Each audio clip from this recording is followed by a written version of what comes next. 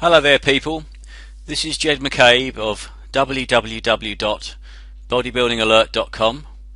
This is a short presentation called How to Get in Top Shape Fast and Build Muscle with Body Workout Routines. First thing to say is if you know what you're doing, it's possible to really transform your body fast. I'm talking about a few short months with a well-designed body workout routine. Now most people go about this the wrong way. They spend way too long training, they have too many workout days each week, and they often do the wrong exercises. These are exercises that are inefficient and time wasting, and worse still, some movements that are actually bad for your body. They can really screw your joints up.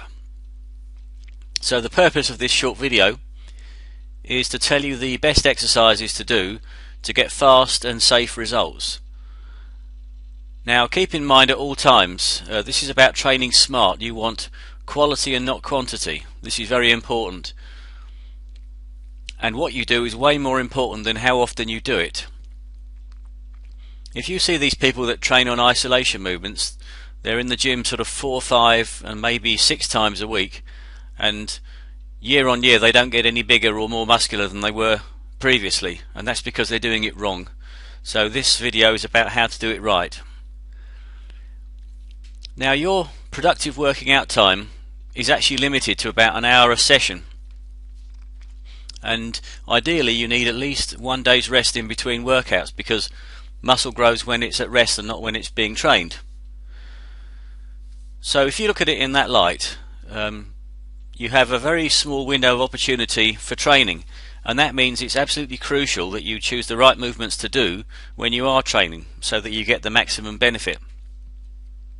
Now the reason you've only got around an hour to train is because after that time your body produces cortisol, which is the fight or flight hormone, and this greatly inhibits muscle gains, and not only that, it also causes you to store fat.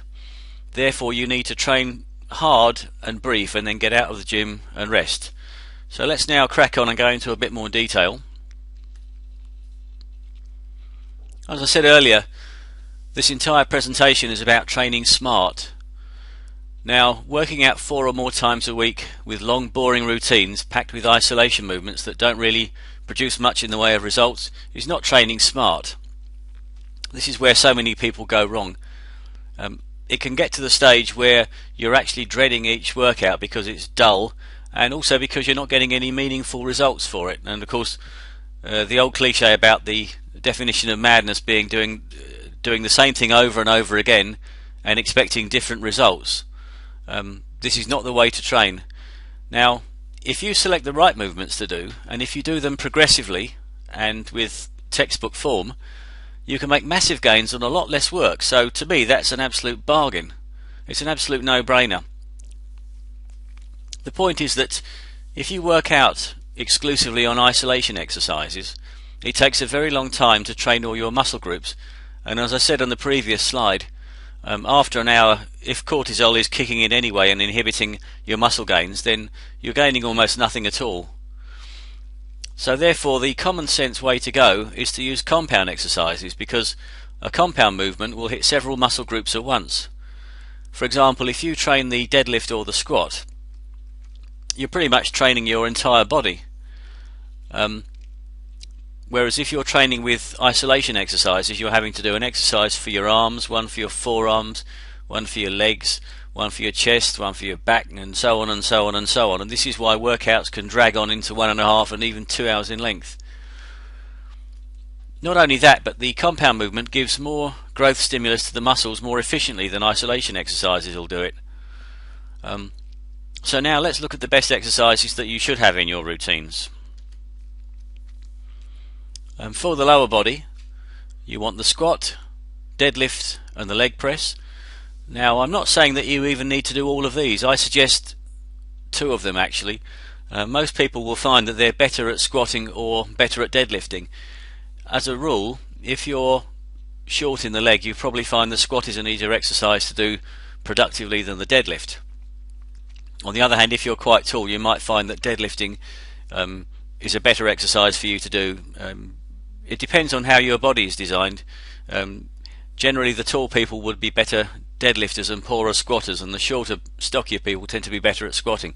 So you need to find which of those two movements suits your body structure best and then train it hard. Now for upper body, we're looking at the bench press, the overhead press, the dip, which is a terrific chest building exercise incidentally. A lot of people are interested in building chest muscle and they tend to do the bench press, but sometimes the dip's actually a better exercise than the bench press for this. The chin up, which is often called the upper body squat because it's so incredibly effective at building upper body muscle, and the shrug exercise, which is not to be discounted. The shrug is for building the big trapezius muscle in the middle of your back. It gives you that freaky sort of Mike Tyson look at the back, if you know what I mean. If you have that list of exercises, then add in something for your abs, for example the crunch, then the L-fly for shoulder health. Now some of you may not know what that is. It's well worth checking on Google for that. If you Google the term L-fly, you'll see it. It's a very small exercise for shoulder health, and at the end of this presentation I'm going to give you a free resource where you can find out more about the exercise as well. And then also add in the calf raise, because there isn't really a compound movement that properly targets the calf muscle. And these are all the exercises that you ever need to do. Now you've then got the job of dividing them up into the best routine that suits you. A popular way of doing it is having an upper body and lower body split, or you could try alternating pushing and pulling exercises. As regards the upper body lower body split, for example, if you take the lower body or leg day, you could do just the deadlift and the leg press and nothing else. Rid yourself of the idea that you need to do thousands and thousands of exercises to build muscle. It's better to do shorter workouts which are hard and very intense, and progressively train, so that each time you train you're adding a little bit of weight to the bar from your previous workout. Each session should build on the one that preceded it. This is the way to get bigger with less work, but you need to work hard. So forget the idea that you need to stuff your routines with loads and loads of exercises. I reckon if you train, say, the squat and the leg press in one session, you'd be done in under an hour, and it would be far more productive workout than banging away for hours and hours on isolation movements for all your different muscles. Now another way of splitting the exercises up would be to classify them as pushing and pulling movements. And if you follow a pushing movement with a pulling movement, or vice versa, you'll find that you'll be a lot stronger for the second exercise than you would if you did 2 consecutive pushing movements or 2 consecutive pulling movements. So just to give you an example, for pushing movements we're talking about the squat, the leg press, the bench and overhead press, and the dip. For pulling exercises we're talking deadlift, the shrug and the chin up. Now you'll see that this isn't a tremendous number of exercises in this list here, and in actual fact you can train your whole body very efficiently with only 2 workouts a week, with 2 days rest in between. So for example, you could work out Mondays and Thursdays, or Tuesdays and Saturdays, or whatever suits you. A very important point is that muscle grows when it's at rest. I mentioned that a bit before. So that means that if you're slogging away in the gym 4 or 5 or more times a week, God forbid, you're never going to have the chance to recover and grow. You need to be fully recovered from your previous workout before your next one.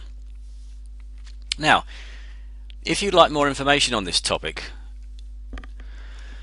you might be interested in this. Knowing how to design your own body workout routines is the best way to go by far. With a small amount of knowledge you can become your own best trainer. This is simply because no trainer will ever know your own body better than you. Although we're all basically similar, we're all different in all sorts of small ways, and you need to be able to design workouts that suit your body. In addition to that, you need to know which exercises to avoid, because some exercises can truly damage your joints, and sometimes permanently as well. So with that in mind, if you'd like more information, there's a free 70-minute video presentation called Bodybuilding Basics, and my recommendation for you is to download that now by visiting www.bodybuildingalert.com and find the right way to train smart.